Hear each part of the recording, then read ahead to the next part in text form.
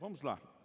Nós vamos começar lendo Lucas capítulo 9, do versículo 57 até o 62. A versão que eu estou usando e que será projetada é a Nova Almeida Atualizada. Lucas capítulo 9, do 57 ao 62.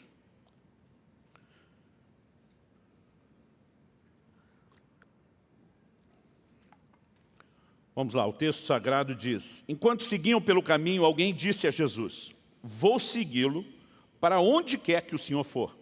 Mas Jesus lhe respondeu: as raposas têm suas tocas e as aves dos céus têm os seus ninhos, mas o Filho do Homem não tem onde reclinar a cabeça. Outro disse, a outro Jesus disse: siga-me. Mas ele respondeu: Senhor, deixe-me ir primeiro sepultar meu pai. Mas Jesus insistiu: deixe que os mortos sepultem os seus mortos. Você, porém, vá e anuncie o reino de Deus. Outro lhe disse: Senhor, eu quero segui-lo, mas permita-me que antes disso eu me despeça das pessoas da minha casa. Mas Jesus lhe respondeu: ninguém que põe a mão no arado e olha para trás é apto para o reino de Deus.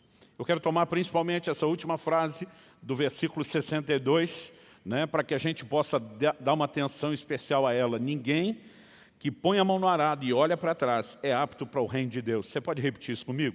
Diga comigo: ninguém que põe a mão no arado e olha para trás é apto para o reino de Deus. O tema da minha mensagem hoje é não mais olhar atrás. E a primeira coisa que eu gostaria que nós considerássemos é que Jesus está, o versículo 57 diz que eles seguiam pelo caminho.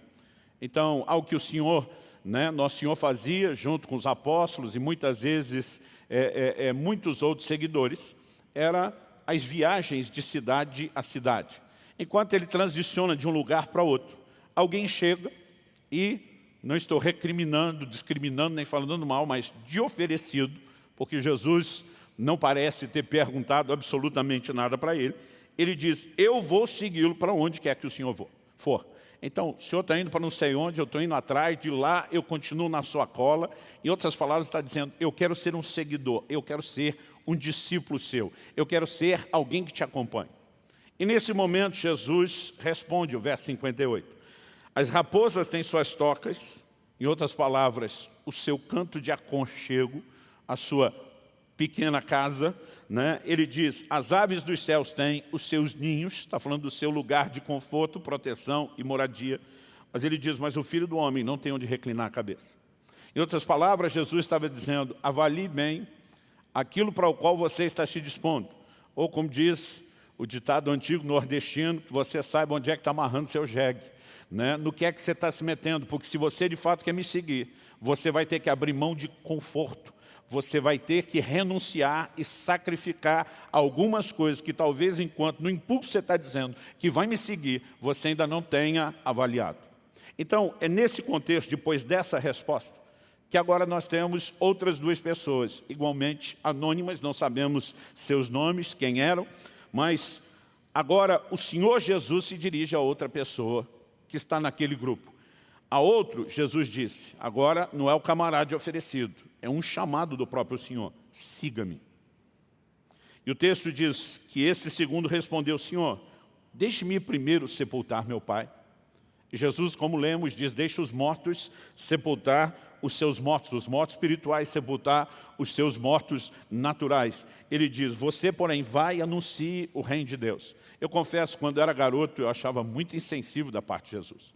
O pai do cara morreu, o Senhor não vai deixar ele nem ir até o fim do velório, o quanto vai atrasar o plano ou o propósito divino, algumas horas, ele ir e voltar. Se o lugar da viagem fosse distante, ainda não deveria ser tantos dias, senão ele nem sequer pegaria o velório, porque na minha cabeça eu imaginava alguém falando de sepultar o pai que já morreu.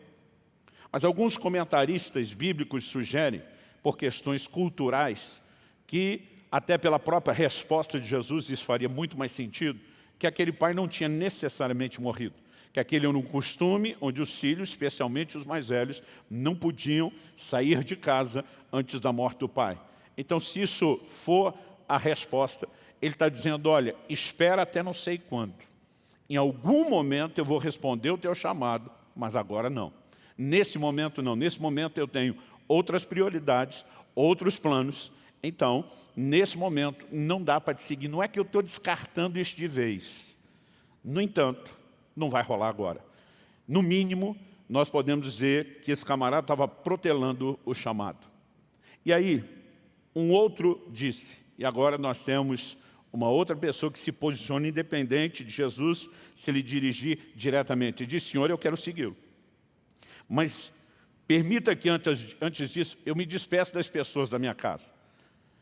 Considerando que ele está ouvindo que Jesus fala ao outro, para mim a leitura disso é como se ele dissesse, eu não estou te pedindo o tempo que esse outro está te pedindo, porque não sabe quando é que o pai morre. Mas eu só queria ir lá, visitar a turma, me despedir deles, dizer tchau, vou para esse mundo afora, seguindo Jesus e pregando a palavra dele, e não sei se eu volto. É nesse momento que Jesus responde, dizendo, ninguém que põe a mão no arado e olha para trás é apto para o reino de Deus. É lógico que o contexto da conversa envolve um chamado também para o ministério, para o trabalho. Nós presumimos isso não apenas da ideia do arado, porque o arado aqui, apesar de ser um trabalho, ele pode servir apenas de ilustração. Mas como no versículo 60 o Senhor diz, você porém vá e anuncie o reino de Deus, isso nos deixa claro que parte dessa conversa de Jesus envolve o chamado para não apenas segui-lo, mas para servi-lo, para fazer a sua obra. No entanto, nós entendemos e compreendemos que Jesus está trazendo uma resposta apresentando um princípio que serve para tudo na caminhada cristã. Seja a gente falar de vida cristã, da vida espiritual de cada um, da resposta a um chamado para a execução de uma missão. Jesus trata de um princípio, ninguém que põe a mão no arado e olha para trás é apto para o reino de Deus. Olhar atrás está relacionado com a ideia de mudar de ideia, de desistência. O conceito é esse. É lógico que eles conheciam muito bem o exemplo que Jesus estava dando. A maioria de nós que já ouviu falar do arado, nunca arou a terra. E dos poucos que fizeram isso, provavelmente fizeram com os maquinários agrícolas, e não necessariamente na forma como eles faziam. Agora, quando se ara a terra, seja antigamente ou atualmente, você precisa respeitar uma certa distância entre o sulco que está sendo aberto na terra e o outro paralelo. Se colocar próximo demais, você pode comprometer a produtividade. Se você deixar longe demais, você desperdiça terreno que poderia produzir. Então, normalmente, o arado se puxa numa linha reta, depois eles voltavam numa paralela, depois novamente seguiam, mas sempre numa linha reta. Olhar para trás significa que a pessoa não pode executar bem e permanecer no trilho que deveria. Olhar para trás também significa uma interrupção do trabalho. E qualquer uma dessas questões, elas, na verdade, acabam comprometendo aquilo que se espera. Então, eu acredito que quando Jesus está dizendo que quem olha para trás não é apto para o reino de Deus, Ele está nos ensinando um princípio que envolve desde a entrada, a permanência no reino, o nosso desenvolvimento e crescimento nele, assim como também o nosso serviço.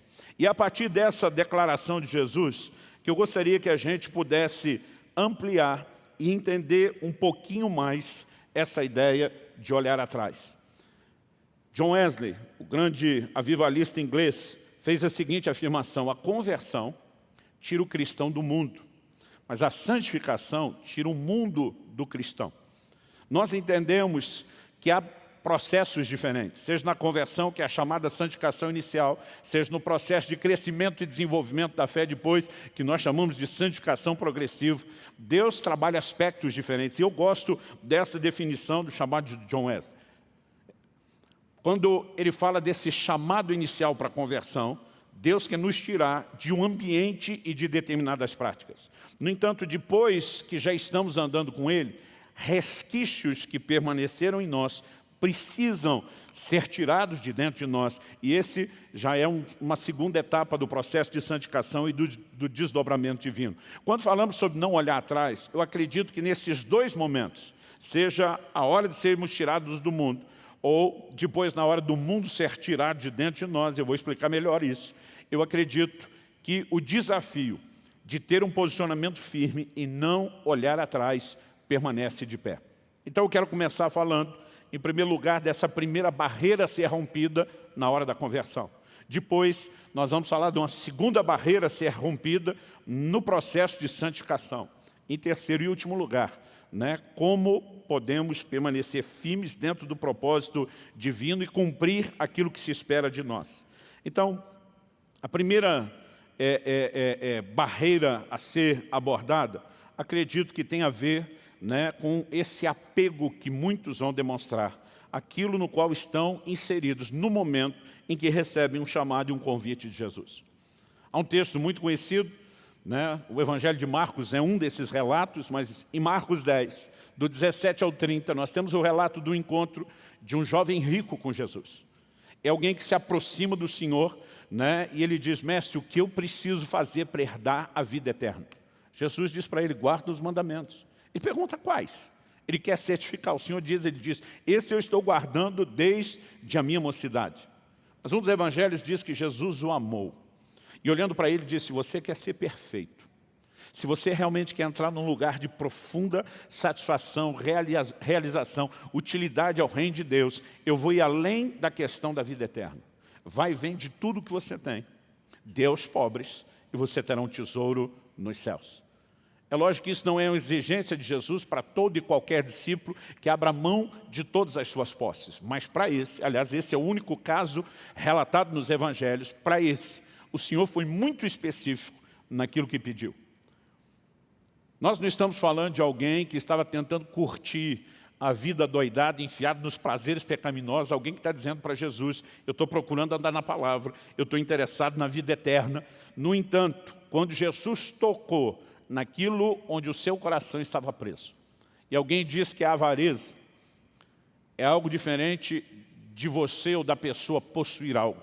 A avareza é caracterizada quando as coisas nos possuem. E quando Jesus toca nesse ponto, a Bíblia diz que o jovem vira as costas, entristecido. A Bíblia diz porque ele tinha muitos bens. É como se ele dissesse: isso eu não dou conta de largar, isso eu não posso abrir mão. Na verdade, há muitas pessoas que chegam perto, no limiar. Um certo escriba com quem Jesus falou, Jesus reconheceu que ele estava próximo do reino de Deus. Há interesse, há proximidade, mas na hora de tomar um posicionamento, na hora de tomar uma decisão, alguns simplesmente dizem: não, se envolver tudo isso que você está me dizendo, eu não quero. E é quando pessoas como esse jovem acabam voltando atrás. Nós precisamos entender com clareza que ao decidir Jesus, ao decidir por Jesus ou por segui-lo, nós teremos, como preguei há um tempo atrás aqui, perdas e ganhos. O Evangelho propõe ganhos que são muito melhores e maiores do que as perdas. Mas nós não podemos falar de um Evangelho bíblico que não envolve renúncia, que não envolve sacrifício, que não envolve abrir mão de determinadas coisas das quais nós precisamos desistir. Paulo diz em Filipenses 3, o que para mim antes era lucro, tinha valor, se tornou perda. E ele apresenta essa ideia dizendo: eu descobri em Jesus alguém tão importante, tão essencial, tão valioso, tão extraordinário, tão glorioso, que qualquer coisa que antes tinha importância diante dele não tem mais. E é esse entendimento que leva alguém a dizer: eu abraço qualquer renúncia, eu deixo para trás o que precisar ser deixado para trás, eu não vou hesitar em segui-lo, em estar conectado com ele. No entanto, nós vemos pessoas que, apesar de ouvirem a palavra de Deus, eles não conseguem ter o posicionamento de virar as costas para algumas coisas e acabam virando as costas para o Senhor Jesus. Hoje em dia, um evangelho que vem sendo pregado, esse problema não é de hoje. Diz respeito a tentar agradar os outros. Isso tem algo a ver com a natureza humana, tanto os que querem ser agradados como aqueles que querem agradar. Isso é algo antigo, remonta ao início do Evangelho, mas talvez como nunca antes. Porque o próprio Paulo, escrevendo a Timóteo, diz: nos últimos dias os homens serão egoístas. Ele não está dizendo que só haveria egoísmo no tempo do fim. Ele está dizendo que uma marca acentuada é que eles seriam egoístas, amantes de si mesmos e dos prazeres, que eles procurariam mestres que falassem aquilo que eles gostariam de ouvir. E nós estamos vivendo um tempo onde, em vez das pessoas moldarem suas vidas, ajustarem suas vidas ao Evangelho, o Evangelho começou a ser ajustado ao interesse de muitos. E é nesse momento que a parte de qualquer tipo de perda ou sacrifício é colocado fora. O Evangelho é apresentado apenas como um Evangelho de ganhos, e nós erramos. né? Erramos porque estamos violentando declarações muito específicas da Bíblia. O Senhor Jesus, ainda que ele estivesse falando com aquele rapaz, não de um pai que já havia morrido naquele instante, ele disse, deixe os mortos sepultar os seus mortos, você vai anunciar o reino de Deus. Em outras palavras, ele está dizendo, o chamado que eu estou te apresentando envolve um sacrifício e provavelmente, quando chegar esse dia, você não estará lá para poder sepultar o seu pai. Não significa que porque nós não estamos mencionando, né, um velório que já estivesse acontecendo, que não significaria abrir mão de alguma coisa. O outro diz, pelo menos me deixa despedir. Né? É como se ele dissesse, eu não quero uma enrolação do tamanho ou do tempo da dele, mas será que eu posso negociar? E a maneira como Jesus se posiciona diante de cada um deles. Interessante que o que se oferece, Jesus diz, pensa bem. Para o outro que ele chama, ele diz, você precisa entender a dinâmica do chamado e a sua responsabilidade de resposta. Para cada um, ele está oferecendo um posicionamento. Para o primeiro, ele diz, eu não quero que você entre no negócio sem saber onde está se metendo. O outro diz, para você entender o nível do que você está se metendo, entenda a dimensão de renúncia que você tem que praticar. E a história segue. Isso significa o quê? Nós precisamos ter uma compreensão. Talvez você diga, pastor, o senhor está pregando para mim que já me converti, que já saí do mundo, mas você é alguém que vai replicar o evangelho de Cristo a outros. E a pergunta é, como você vai replicar o evangelho? Apenas dizendo às pessoas que não existe nenhum tipo de renúncia, que elas não têm que desistir de coisa alguma. O evangelho genuíno, não transgênico que anda sendo pregado, ainda é uma mensagem de arrependimento. E arrependimento significa não apenas que as pessoas se entristeçam pelo próprio pecado e pela distância de Deus, mas que elas se disponham a abrir mão daquilo que as afastou de Deus e trouxe dano para um novo estilo de vida. Quem está entendendo, diga amém. Anos atrás, eu estava assistindo um filme, eu não me lembro o título original, mas aqui no Brasil ele foi divulgado com o título Fogo contra Fogo. Para quem gosta de um filme policial e de ação, eu achei um filme muito interessante. Existe um momento onde dois ícones, um policial e um bandido, estrelados por nada mais, nada menos do que Al Pacino e Robert De Niro, eles têm um diálogo que, assim, é considerado um dos grandes destaques do filme. O policial está dizendo para o bandido, eu ainda vou pegar você, eu vou ficar na sua cola, você vai dar motivo, você vai dar um escorregão, eu vou prendê-lo. Né? E o outro responde da seguinte forma. Na verdade, a personagem interpretada pelo Robert De Niro, Neil Macaulay, né, se dirige ao personagem interpretado pelo Al Pacino, Vincent Hanna. Esses dias alguém falou, pastor, que memória. Eu falei, memória nada, dei um Google. Faz tanto tempo que eu vi que eu mal lembrava o nome dos atores direito. Mas ele diz exatamente o seguinte, não se deixe envolver com nada que você não possa abandonar em 3 segundos exatos se perceber os tiras na sua cola. Em outras palavras, ele está dizendo, você acha que eu vou dar mole para você? Eu fui programado para desistir de qualquer coisa em 3 segundos se vocês aparecerem. Não existe nada que me prenda, não existe nada que vocês possam usar para me deter, mas apesar dessa fala, no desenrolar da trama, ele se apaixona, né? E o envolvimento com essa mulher vira o ponto de vulnerabilidade, porque ele já não está mais na posição de olhar e conseguir desistir de qualquer coisa. Depois de ter visto o filme, eu tive uma conversa com um dos pastores de uma das nossas igrejas. Hoje é um servo de Deus, aliás, já há muitas décadas tem servido ao Senhor com fidelidade, mas antes da sua conversão, ele teve um passado tenebroso. Entre outras coisas, era um assaltante de banco. E no dia da conversão dele, ele estava sentado num carro com uma escopeta carregada do lado da porta. Eles, na verdade, estavam em 2 carros, eram 10 ou 11 pessoas, não me lembro se era ele mais 10, né, ou ele mais 11, mas ele me disse o seguinte, um jovem passou na rua evangelizando, entregou pela janela do carro um folheto, uma mensagem. Né? Ele pegou aquilo muito mais para se livrar do rapaz do que qualquer coisa, mas quando olha, era um folheto da Sociedade Bíblica do Brasil e tinha a transcrição de um texto bíblico de 1 Coríntios 13, destacando que o mais importante é o amor. Ele me disse, Luciano, aquela mensagem não explicava nada, mas a hora que eu peguei aquele folheto na mão, um terror, não era um medo qualquer, tomou conta de mim. Ele diz, eu era um dos poucos daquele bando que nunca assaltou drogado. A maioria, né, precisava normalmente de algo para encararem seus medos. A maioria usava cocaína. Ele falou, eu nunca. Eles me chamavam de sangue frio, de sangue de barata. Ele falou, eu nunca tive medo, nunca tive sentimento nenhum na hora de fazer aquilo que eu fazia, mas pela primeira vez eu tive medo. Olhando para aquele papel, é como se o papel me mandasse uma mensagem completamente diferente do texto bíblico e dissesse, é a sua última oportunidade. Ele, tomado por aquele pavor, virou para o pessoal e disse, gente, eu estou fora. Os caras, você está maluco? É o maior serviço que nós já fizemos, eu estou fora. Vocês estão em bastante gente, vocês se viram sem mim, eu não quero deixar ninguém na mão, mas vocês vão entender, chegaram no acordo, disseram, você não vai ficar com nada da partilha, e diz, não me importa, eu estou fora. E ele sai daquele carro e corre atrás do jovem que continua distribuindo folhetos. E diz, se eu quiser entender mais sobre a Bíblia e Deus, o que é que eu faço? O cara diz, vou te dar meu número de telefone.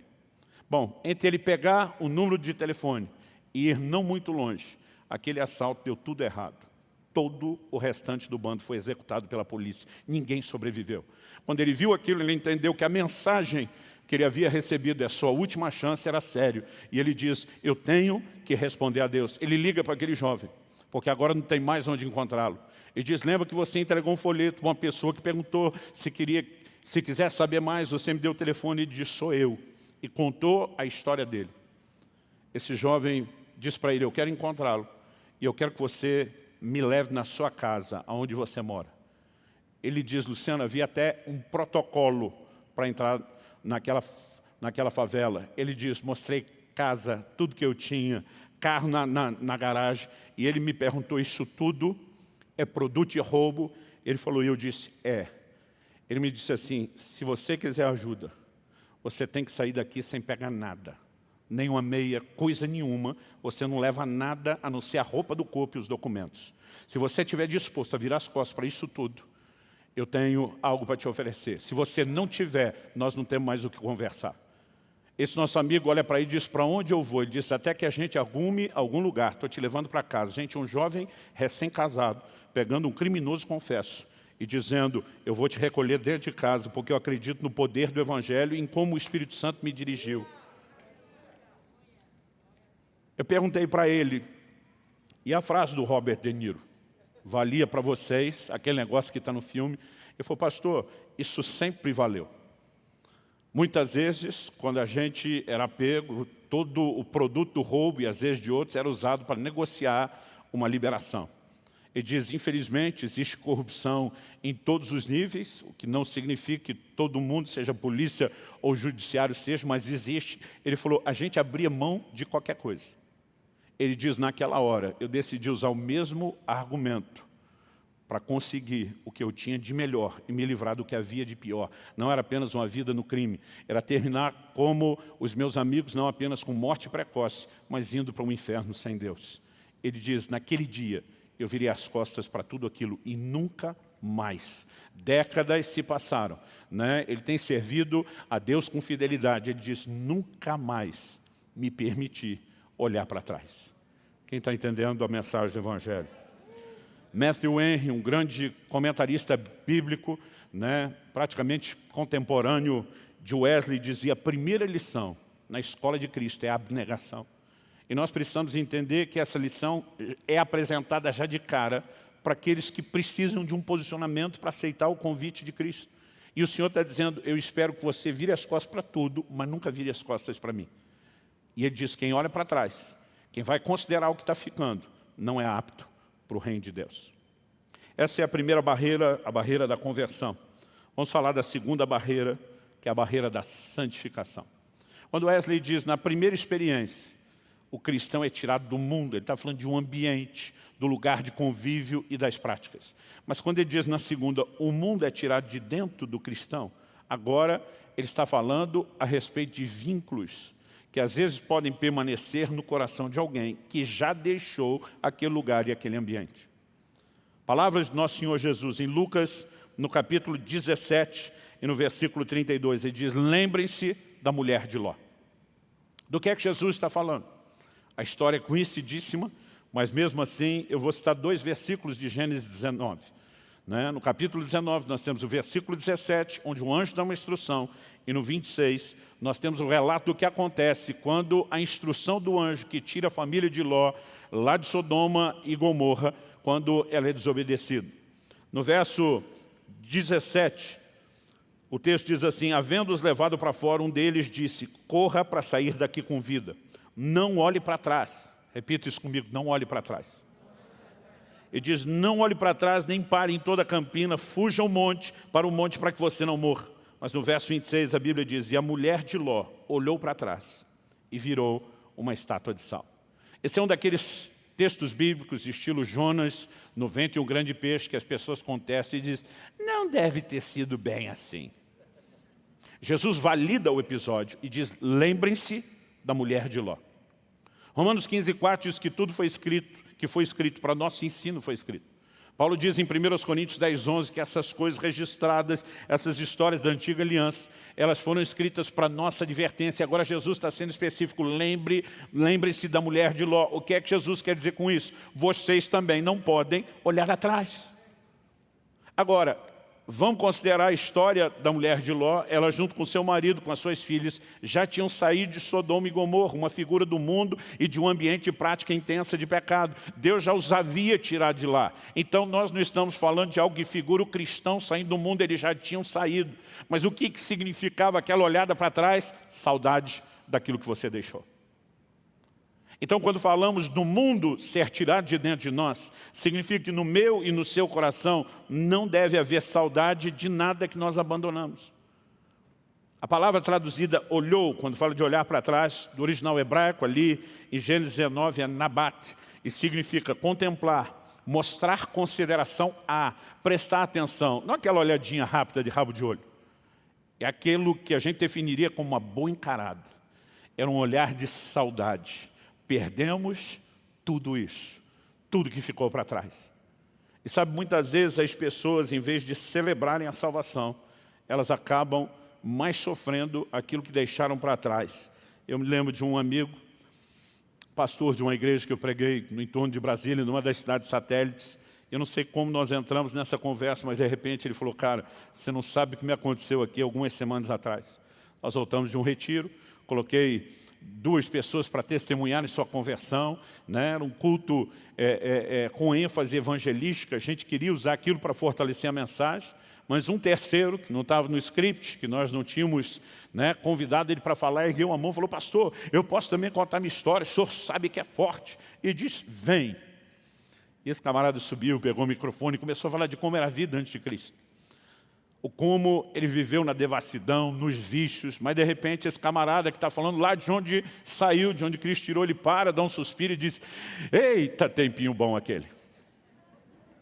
E o pastor disse que na hora sinalizou a turma da mesa de som: corta o som do microfone. Ele falou: cara, me deu um trabalho arrumar aquilo, porque o camarada que deveria encorajar os outros a desistir do que tem e se voltar para Cristo, está dizendo: olha, se você converter como ele, vai cortar o seu barato, ele vai acabar com essa alegria. Na verdade, eu tenho saudade do que deixei. Né? Uma pessoa que está vivendo dessa forma, isso não significa que nós, os que convertemos, não vamos ter que lidar com esse processo e vencer isso. Significa que nós não podemos nos omitir sobre o fato de que isso acontece e a maneira como temos que tratar. Então não estamos julgando quem sente saudade, estamos orientando. Não há uma opção de se olhar atrás. Quando Deus abriu o Mar Vermelho na geração de Moisés, quando abriu o Jordão na geração de Josué, ele sempre abria só para o caminho de ida. Não tinha esse negócio de quem mudar de ideia, eu abro de volta. A proposta de Deus é sempre: me siga e se posicione para não voltar. Se você olha para trás, você não é apto para o reino de Deus. Então não importa se é na barreira da conversão, não, ela já foi superada. Não importa se é a barreira da santificação, nós precisamos compreender essa instrução de Cristo sobre lembrar da mulher de Ló. Nós também não podemos olhar atrás. Por quê? Porque existe o perigo de voltar para o lugar de onde saímos. Gálatas capítulo 5, versículo 1 diz: para a liberdade foi que Cristo nos libertou. Por isso permaneçam firmes e não se submetam de novo a julgo de escravidão. Aqui no contexto do que ele está falando aos Gálatas, olha, vocês foram libertos de um jugo do pecado, agora estão se deixando colocar debaixo de outro jugo, que é a lei. Mas o que ele está falando também serve para a gente que foi liberto de um jugo e quer voltar para o mesmo jugo do qual foi liberto. Nem sempre é uma substituição do jugo, do tipo de escravidão. Muitas vezes há pessoas que voltam exatamente para aquela mesma de onde saíram. Paulo desabafa em 2 Timóteo 4,10, falando a respeito de Demas, um dos seus cooperadores. Sabemos disso por outras menções, outros textos bíblicos, mas aqui ele diz, Demas me abandonou, tendo amado o presente mundo. Algo de atração em relação ao mundo nunca foi arrancado do coração, até que ele finalmente olhou para trás e acabou voltando. Outro dia alguém disse, eu gostei dessa frase, ele falou, pastor, o homem e a mulher de Deus normalmente não cai, ele vai caindo. É um processo de esfriamento para com Deus e de atração para aquilo, né, do qual nós fomos resgatados. E quando eu olho alguns exemplos bíblicos, por exemplo, Atos 7:39, Estevão, pregando no seu discurso que o levou a ser martirizado, era um evangelista poderoso. Ele falando da nação de Israel dos dias de Moisés, diz, no seu coração eles voltaram ao Egito. Nunca voltaram de forma literal. Houve momentos onde disseram, como em Números 14, vamos levantar um capitão que nos leve, mas nunca voltaram de forma literal. No entanto, a Bíblia diz que no coração eles voltaram. Em Números 11:4 nós lemos que o povo israelita veio a ter grande desejo das comidas dos egípcios. Eles começam a reclamar do maná, né? Se referir aos peixes, às cebolas do Egito. E ele estava agindo como bom era o que a gente tinha lá. Depois de escapar da escravidão, atravessar o Mar Vermelho, ver o faraó destruir, todo mundo celebrou a salvação. Mas agora estão dizendo para Deus, nós estamos cansados desse negócio. A gente está com saudade daquilo. E quando falamos dos israelitas, estamos também falando de um povo que simbólica, tipologicamente, já vivia a obra da redenção, a salvação. Então não era gente com dificuldade de romper a barreira da conversão, era gente com dificuldade de romper a barreira da santificação. Saudades do Egito, saudades do mundo. Agostinho, um dos pais da igreja dos primeiros séculos, conhecido como Agostinho de Hipona, ou para alguns Santo Agostinho, dizia, se você é sábio, deixe o mundo passar para não passar com o mundo. E outro dia eu vi alguém dizendo, que frase? Eu falei, uma tentativa apenas de resumir declarações explícitas da Bíblia.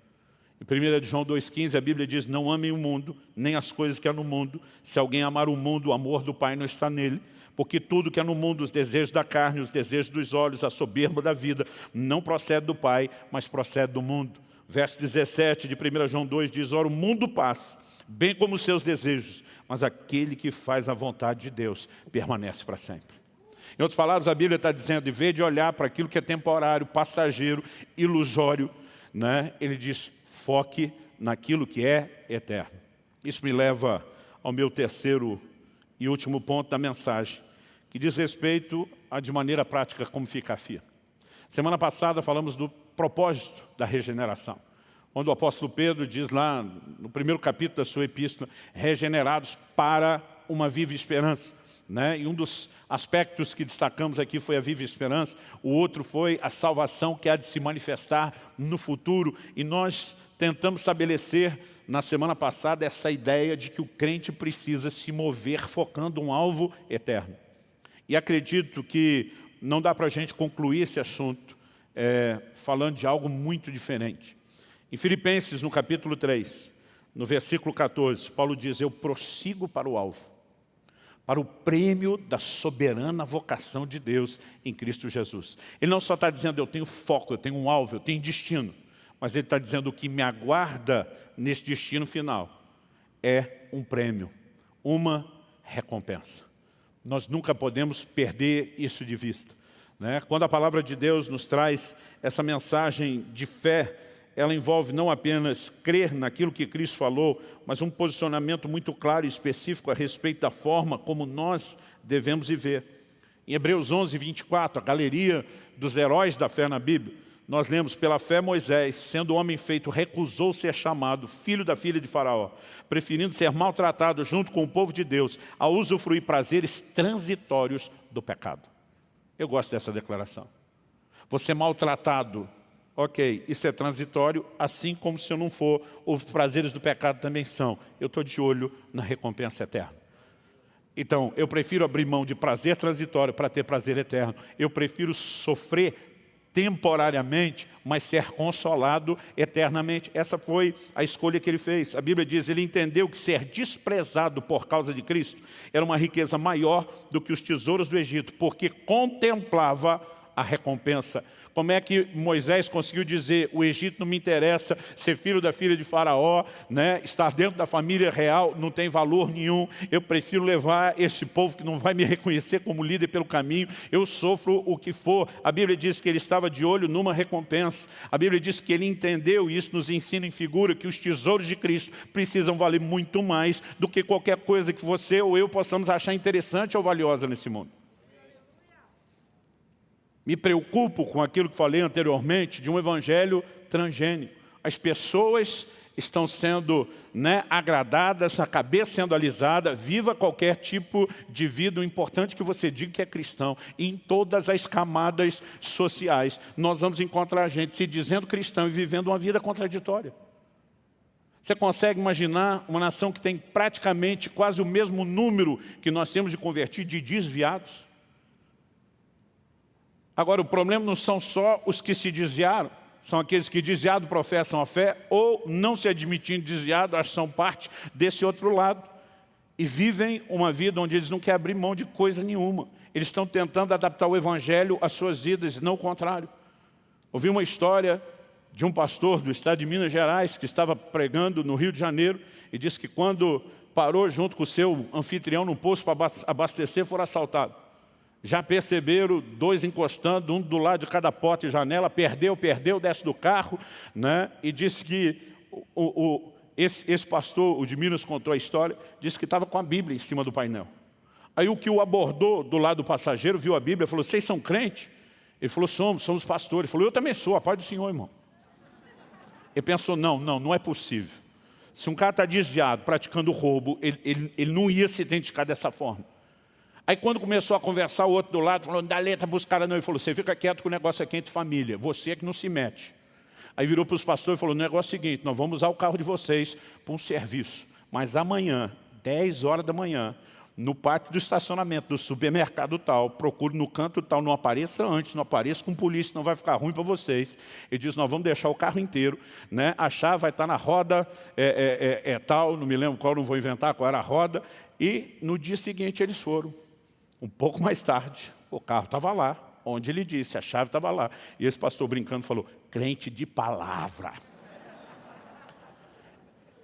Irmãos, com toda essa ironia e sarcasmo, você fica pensando, como alguém se identifica como cristão? Mas nós temos visto gente tentando misturar a sua forma de viver, o evangelho. O mais engraçado é que tem gente pregando o que os conforta, dizendo, não, é que ele entendeu a graça. Não, que ele está prestes a descobrir uma grande desgraça na sua vida e por toda a eternidade. Nós precisamos entender o que é esse posicionamento de firmeza. A nossa postura de renúncia não nos faz merecedores. É apenas para honrar aquele que nos chamou sem mérito nenhum e nos disponibilizou tudo aquilo que ao decidir segui-lo, virando as costas para o resto e não para ele, nós teremos direito e acesso. Acreditar que a obra de salvação é unilateral, que está tudo feito, é só acreditar que não existe mais nenhum tipo de resposta, que a fé só é exercida na hora da decisão e não é manifesta por meio de obras, inclusive de obediência depois, é um grande equívoco. Paulo abre a Epístola de Romanos, que é um tratado de fé, de graça, de justificação, falando da obediência da fé. Ele termina no último capítulo falando da obediência da fé. Então o posicionamento de firmeza tem que ser, eu vou focar, a recompensa está lá. A ideia não é tentar andar nos prazeres transitórios do mundo ou do pecado, é renunciá-los para ter a verdadeira alegria permanente, eterna. O interessante é que antes de Paulo falar, prossigo para o alvo, e eu citei aqui Filipenses 3,14, o versículo anterior, o 13, ele faz uma declaração que dá até mais sentido. Eu vou pegar da metade do versículo para frente e diz, esquecendo-me das coisas que ficam para trás e avançando para as que estão diante de mim, prossigam para o alvo. Ele fala de esquecer o que fica para trás. Não é só não olhar, é esquecer, é não ter saudade. Às vezes a gente fala desse texto, Só para alguém que cometeu um pecado, talvez não acredite que Deus perdoou, ou ele não está se perdoando. Irmão, esquece o que ficou para trás. Ou quando nós estamos falando de uma ofensa, né? Alguém que foi ferido, machucado, ofendido, não está conseguindo liberar perdão, esquece. Agora, a ideia de Paulo esquecer o que fica para trás é tudo o que fica para trás. Não são só problemas depois da conversão, é inclusive aquilo no qual estivemos envolvidos antes da conversão. Ele está dizendo, a vida cristã tem uma rota, é só para frente. Você avança, você prossegue, você está indo em direção ao alvo. E o passado você não só não olha, como não tem saudade, esquece, já era, não é mais parte da sua vida. E olhar para essas declarações, eu percebo que faz muito mais sentido a gente entender porque Jesus instituiu uma ceia memorial. O que nós chamamos da Santa Ceia, alguns de comunhão, né? Porque no momento em que ceamos, temos comunhão com o corpo e com o sangue do Senhor. Então, muitos lugares, em alguns países, eles não vão dizer a ceia do Senhor, vão dizer comunhão. Tem um propósito. Quando Jesus diz, façam isso em memória de mim, ele não estava com medo da gente ter uma amnésia, não lembrar quem era ele, que um dia a gente aceitou, né? Desaparecer da nossa memória o que fizemos. Ele está falando a respeito de consciência. Todas as vezes que vocês fizerem isso, vocês vão fazer em memória de mim. Ele está dizendo, recorde minha morte, recorde o preço pago para a sua salvação. Também, olhe não apenas para trás, olhe para o futuro. Jesus diz para os seus discípulos, eu não beberei de novo do fruto da vide com vocês, até aquele dia em que eu beba de novo no reino do meu Pai. Jesus prometeu que um dia vai cear conosco. No Evangelho de Lucas diz que nos assentaremos à mesa e Ele, não apenas os anjos, Ele nos servirá. Meu irmão, você consegue imaginar o que é isso? Então, a semelhança de Moisés, nós precisamos conseguir mirar recompensa para não distrair com prazeres transitórios. Agora, em 2 de Pedro, no capítulo 1, eu vou ler dos versículos 9 ao 11, mas já no 5 ele começa dizendo, acrescentem a fé de vocês. Ele está dizendo, a fé está aí, você crê em Jesus? Ok. Agora, acrescente à fé outras virtudes. Ele vai falar de várias dessas virtudes, você pode depois ler com calma, né? Eu vou pular direto para o versículo 9, onde ele diz o seguinte, aquele que não tem essas coisas, que coisas? As virtudes que devem ser acrescentadas à fé. Aqueles que não têm essas coisas é cego, vendo só o que está perto e se esqueceu da purificação dos seus antigos pecados. O que significa que se esqueceu? Não é amnésia, é perder a consciência da obra de Cristo, a qual eu e você devemos responder. Outro dia alguém falou para mim, pastor, eu não entendo a sua dedicação. Parece que o senhor quer merecer algo. Eu falei, você está maluco? A base da nossa relação com Deus é a graça que se experimenta por meio da fé, graça é favor imerecido. Eu falei, se o senhor não está tentando buscar mérito, por que se dedicar? Eu olhei para ele e falei, porque ele, cabeção, apontando para cima para Deus. Falei, ele, cabeção, é que merece. Não é porque aquilo que eu faço não vai gerar mérito para mim que eu não vou honrar aquele que merece todo o nível de resposta da minha parte. Em Filipenses 1, o apóstolo Paulo diz lá no verso 27, vivei de modo digno da vocação com que vocês foram chamados. Mas vamos continuar o texto de Pedro aqui. 2 de Pedro 1, eu li o 9. Depois de dizer que alguém está vendo só o que está perto, não vislumbra o futuro alvo, ele esqueceu da purificação dos pecados, ele diz, por isso, irmãos, procurem com empenho cada vez maior. Essa ideia do empenho cada vez maior fala da nossa responsabilidade, da nossa dedicação. Pastor, eu estou num nível de empenho como eu nunca tive antes, mas Pedro está dizendo com empenho ainda maior. Maior do que você tinha antes, maior do que você tem agora, que era maior do que tinha antes. Continue crescendo na sua dedicação. Então ele diz, procurem com empenho cada vez maior confirmar a vocação e a eleição de vocês. Eu não sei como alguém lê uma declaração dessa e diz a salvação é um ato unilateral soberano de Deus. Ele decide quem entra, ele decide quem não entra e ninguém tem nada a ver com isso. O que significa confirmar a vocação? Se tudo está tão selado, estabelecido, não há nada que eu e você façamos que vá mudar isso, a gente não precisa confirmar nada. Agora, se temos a responsabilidade de confirmar, é porque as coisas não estão totalmente definidas, embora não sejam muito favoráveis.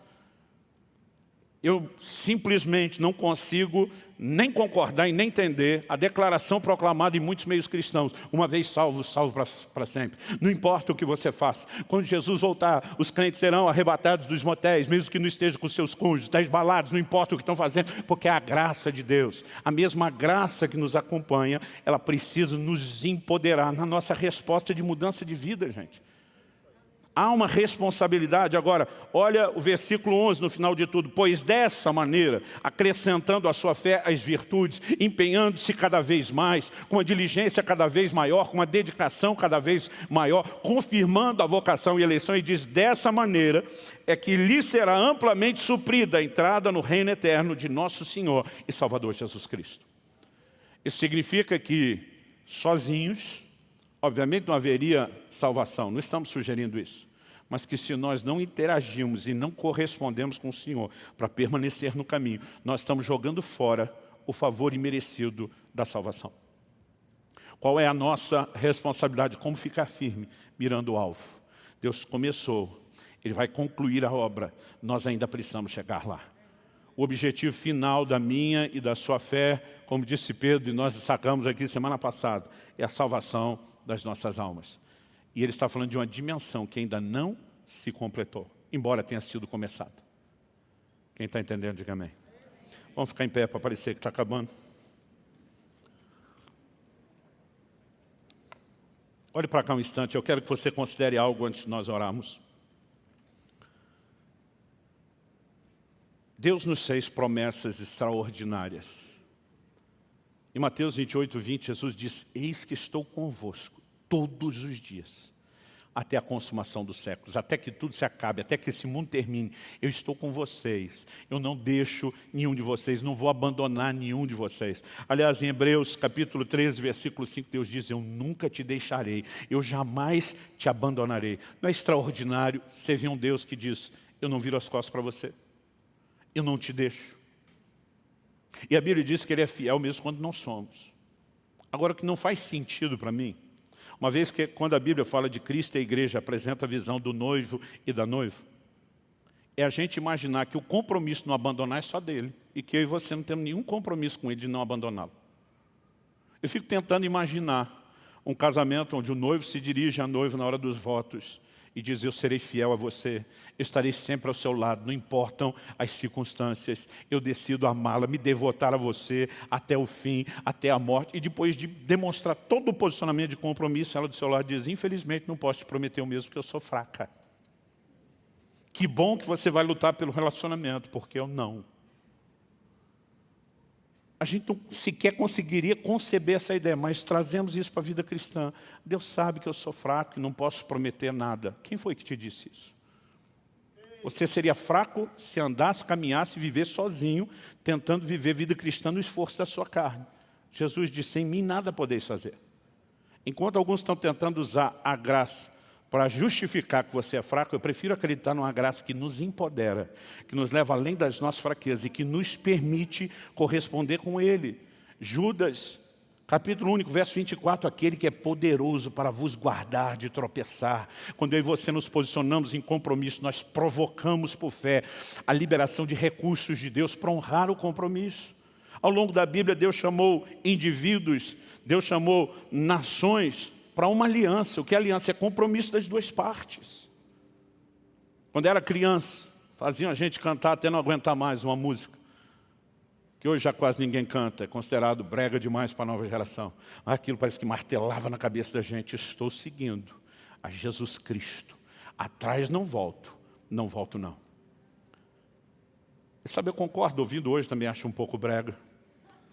Mas uma coisa é você jogar um estilo musical fora e outra você jogar mensagens que nunca poderiam ser abandonadas. A nova geração não fala do seu posicionamento com Deus, é só o compromisso de Deus com eles, é só um Deus que os serve. Mas e a resposta do lado de cá? Esse mês nós estamos destacando Cristo, a nossa redenção. Nós não podemos falar disso sem falar da nossa resposta a Ele. Eu gostaria que nós terminássemos essa reunião orando e reafirmando o nosso compromisso. Não importa se você já é convertido, se você é um crente de alta performance, no mais profundo nível de dedicação, eu quero encorajar você que está no culto presencial, você que nos acompanha pela internet, a se unir conosco nesse momento de oração e reafirmar o seu compromisso. A dizer para Deus, eu também não vou te deixar, eu também não vou te abandonar. Jacó chegou a falar isso para Deus depois, quando você já está nos primeiros capítulos ali da versão dos 30 e poucos de Gênesis, 32, 33, nós vemos que Jacó tem aquele encontro com o anjo do Senhor. Ele luta com Deus, diz, eu não vou te deixar até que você me abençoe. E às vezes a gente quer dizer, né, que a gente tem que agarrar em Deus mesmo só para ter uma benção. Mas o que ele está dizendo? Não te deixo até que me abençoe. Depois, vaza. A verdade, a frase Jacó pegou de Deus. Porque quando ele sai e Deus se revela lá em Betel no sonho, Deus diz para ele, eu não te deixarei até que cumpra tudo aquilo que eu tenho falado a seu respeito. A frase não vou deixar é primeiro de Deus. Da nossa parte deveria ser também, mas não é não te deixar até conseguir alguma coisa. É até que a gente conclua todo o processo. Então eu quero que você fale com Deus. Enquanto você ora no seu lugar, eu quero também terminar fazendo um convite. Aqueles que ainda não entregaram suas vidas a Cristo. E você precisa romper essa primeira barreira da conversão. Ou talvez um dia você rompeu, mas tropeçou na segunda barreira da santificação, acabou não se firmando, ficou durante um tempo firme e depois retrocedeu. E se você está entre o time dos que voltaram atrás, nessa estatística dos milhões de desviados da fé, eu não estou aqui para te apontar o dedo, julgar ou condenar você. Estou aqui te dizendo que o Deus que segue te amando, sendo fiel mesmo que você não tenha sido, Ele está te dizendo, eu te ofereço outra oportunidade. Eu quero restaurar você. Eu quero lutar por você. Eu não quero abrir mão de você. E se essa é a sua condição, estando aqui no auditório ou nos acompanhando à distância, eu quero que você também aproveite esse momento para responder positivamente ao Senhor. Dizer, se um dia eu te virei as costas, Jesus, para voltar de onde saí, agora eu viro as costas para o lugar ao qual eu estava voltando, para voltar novamente ao Senhor.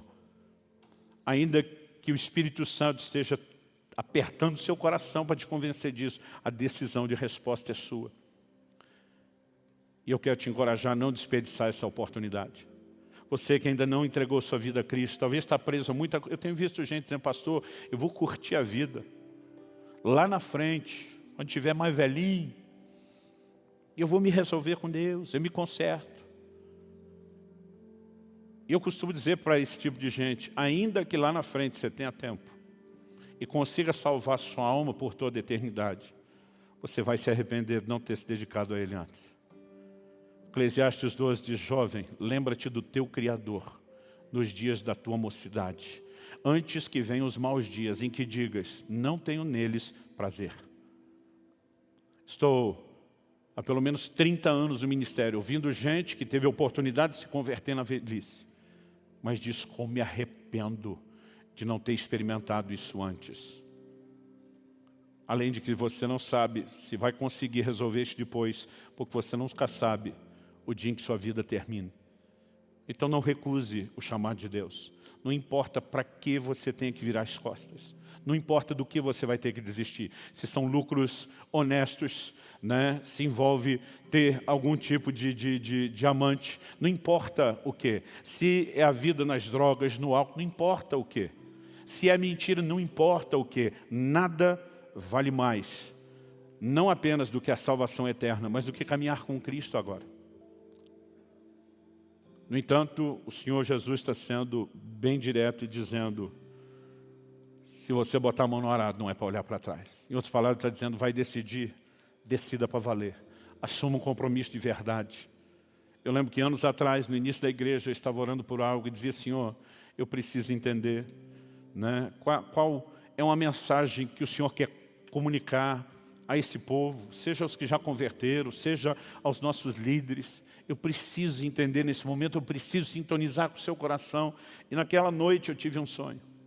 E eu ouvia uma voz que repetia várias vezes a frase, aliança frágil, aliança frágil, aliança frágil.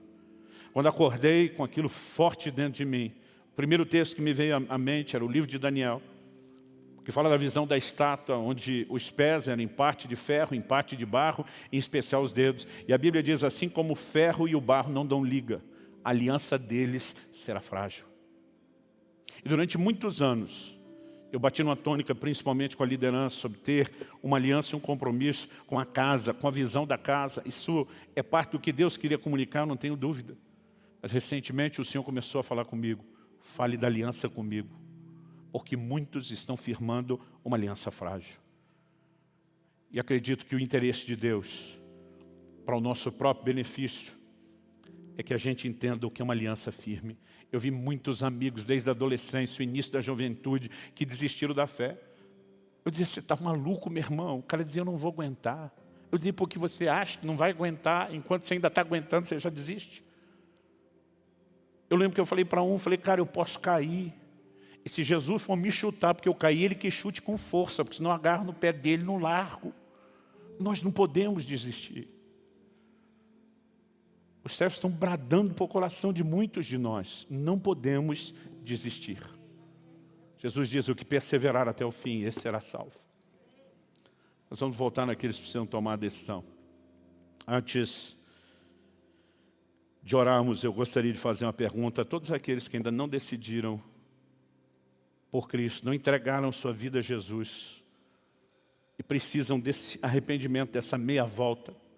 A palavra traduzida como arrependimento na Bíblia é metanoia, mudança de mente, de comportamento. Isso envolve não apenas você reprogramar os valores, mas você literalmente dar meia volta, os 180 graus. Se você sente que o Espírito de Deus está te chamando e você sabe que palavras de um homem não poderiam afetar você dessa forma, eu quero que você tenha a oportunidade de tomar a decisão mais importante da sua vida, que é a entrega da sua vida a Cristo. Então eu quero perguntar, me dirigindo ao auditório presencial, porque via internet talvez não tenha resposta, embora vocês podem responder isso pelo chat.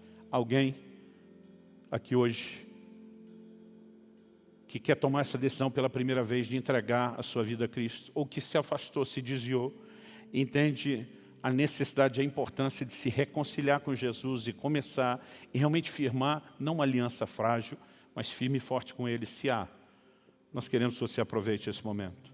E se você quer tomar uma dessas duas decisões, de se entregar a Cristo pela primeira vez ou de se reconciliar com Ele, eu quero que você dê um sinal com a sua mão bem alta, onde você estiver. Eu quero orar com você. Alguém aqui que queira tomar essa decisão, se houver, nós queremos orar com você aqui agora, não deixe para depois. Mesmo se ninguém, graças a Deus, quem mais? Eu sei, gente, que se envolve luta. Talvez você está fazendo as contas aí na sua cabeça. O que é que eu tenho que abrir mão? Eu dou conta. Sozinho provavelmente não. Mas realmente se lançando em Deus e usando os recursos dele, você não apenas dá conta, mas vai usufruir o que de melhor você jamais poderia sonhar ou imaginar. Há mais alguém? Eu muitas vezes falo com pessoas e diz, pastor, eu queria levantar minha mão, parece que o braço pesava 1 tonelada. Tem gente que diz, eu queria sair do meu lugar e ir à frente, parece que parafusaram o meu pé no chão. Há uma luta no reino espiritual tentando impedir sua resposta. Porque o reino das trevas também não quer abrir mão de você. Mas na autoridade do nome de Jesus, eu quebro toda a cadeia e amarra espiritual. Eu declaro cada pessoa nesse ambiente e que nos acompanham nessa transmissão agora livre para responder ao apelo do Espírito Santo em nome de Jesus. Há mais alguém? Pastor, eu até acho que está tudo legal, resolvido, glória a Deus. Mas embora na minha cabeça está dizendo, não, você não precisa disso, meu coração está me apertando. É como se algo falasse, vai lá. Talvez você diga, pastor, não estou nem entendendo. Na boa eu acho que eu estou resolvido. Mas se algo está apertando o seu coração e te chamando a um posicionamento, eu quero mais do que só erguer a mão com os outros. Eu quero cada um de vocês que ergueu a mão, ou que ainda não havia levantado, mas quer tomar essa decisão, sai do seu lugar, chega aqui à frente. Nós precisamos manter o distanciamento, mas eu quero que você se aproxime, né, aqui do púlpito. Nós vamos orar juntos com você. Nós queremos orar agora, nesse momento. A Bíblia diz que a festa nos céus, quando um pecador se arrepende. Nós fazemos festa aqui embaixo também. Então nós não estamos chamando você aqui à frente para te expor. Você tem aqui uma torcida. É gente que nesse momento está orando por você, desejando ver mudança na sua vida. Há mais alguém? Se houver, corra para cá. Jesus disse que todo aquele que o confessasse diante dos homens, ele também o confessaria diante do Pai e dos anjos que estão nos céus. Confessar, admitir, reconhecer algo. É por isso que nós chamamos à frente. Porque Jesus também disse, se me negar na frente dos homens, que De vez em quando vejo gente que diz, pastor, eu até quero aceitar assim, mas dá para manter na discrição. Né? Eu digo, infelizmente, não dá. Jesus disse que tem que admitir em público. É compromisso com Ele, é compromisso, né, com outros, na frente de testemunhas. Mas a parte boa é que assim como você vai confessá-lo, Ele um dia, diante do Pai, dos anjos no céu, vai confessar você também. Então, se houver mais alguém, corre para cá. Eu quero que vocês estão aqui à frente, que aqueles que nos acompanham, decidindo Jesus hoje ou se reconciliando, possam fazer essa oração junto comigo, já que Jesus falou de confessá-lo. Outro dia uma pessoa que estava reconciliando falou, pastor, eu conheço todo o protocolo. Eu gostaria de orar eu mesmo. Falei, ótimo. Mas às vezes eu desafio pessoas que dizem, eu estou chegando, não estou entendendo, você pode me ajudar, como é que eu faço a confissão? Então é isso que nós vamos fazer agora. Se depois de eu fazer essa declaração, você no seu coração disser, eu concordo, eu posso repetir e declarar isso com sinceridade e fé. Então quero que depois de mim você fale em voz alta. Né? Vocês vieram aqui à frente, você que acompanha essa transmissão, diga comigo, Senhor Jesus, eu reconheço minha condição de pecador. E eu reconheço que o Senhor é a provisão divina para a minha salvação e de todos os homens. Me arrependo dos meus pecados, de ter andado nos meus próprios caminhos. E hoje eu me volto para o Senhor. Eu invoco o Teu nome, Jesus. E a salvação que há no Teu nome. E a partir de hoje, eu declaro que o controle da minha vida é todo Teu, Jesus. Muda a minha história. Muda a minha vida. Eu declaro em nome de Jesus que a partir de hoje sou Teu e que é um novo tempo. Em nome de Jesus. Amém. Amém. Glória a Deus.